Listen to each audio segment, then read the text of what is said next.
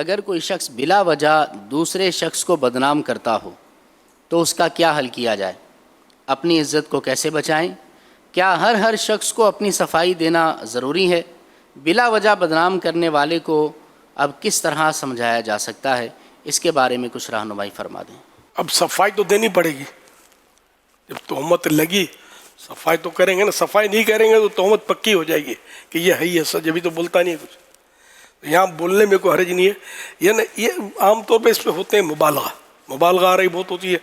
کبھی کوئی مطلب ہوتا ہے کہ جو بالکل یعنی کہ وہ اگنور کرنے والا بندہ ہوتا ہے کہ یار جانے دو، تو کچھ بھی نہیں ہوتا اس کو۔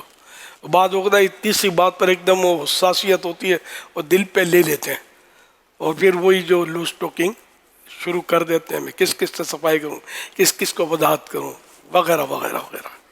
تو اگر کوئی تہمت لگی تو صفائی تو کرنی پڑے گی نا۔ قاضی کی عدالت میں گئے تو بھی صفائی تو کرنی پڑے گی۔ وہاں خاموشی تو پھر وہ کہ ہے نا، خاموشی نیم رضا، آدھی تصدیق خاموشی آدھی رضا۔ تو موقع کی مناسبت سے اگر ایک کے سامنے کرنی پڑتی ہے تو 100 کے سامنے کرتی ہے صفائی، تو نہیں کرنی تو نہیں کریں، بدنام ہوتے رہیں۔ جیسی ضرورت ویسی صفائی۔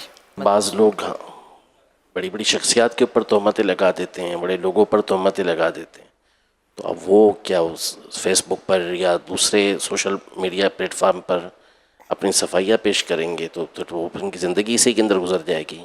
اس میں ایسا ہے کہ جیسے کہ بعض شخصیات ایسی ہوتی ہیں کہ ان پر تہمت لگتی ہے نا، تو تہمت لگانے والوں کے مقابلے میں اس کی صفائی کرنے والے زیادہ ہوتے ہیں، تو اپنے ضرور بھی صفائیاں کر رہے ہوتے ہیں۔ تو وہ جیسا موقع جیسا محل، بعض تہمت ایسی ہوتی ہے جس میں کوئی جان نہیں ہوتی، تو اس کی وجہ سے اس کو صفائی کی حاجت نہیں ہوتی ہے۔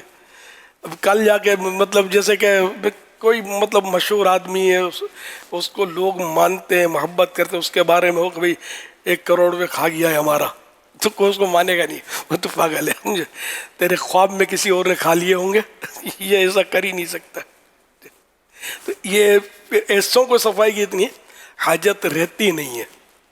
تو جیسا موقع محل جیسی بات، بعض باتیں ایسی ہوتی ہیں کہ جو مطلب یعنی کہ سمجھ سے وراء الورا ہوتی ہیں، تہمت ایسی بھی لگتی ہیں۔ ہم لوگوں اس سے واسطہ آج سے نہیں، تو وہ صفائیوں کی ضرورت اتنی رہتی نہیں ہے۔ صلو علی الحبیب صلی اللہ علیہ صلی اللہ محمد۔ علی محمد صلی اللہ علیہ وسلم۔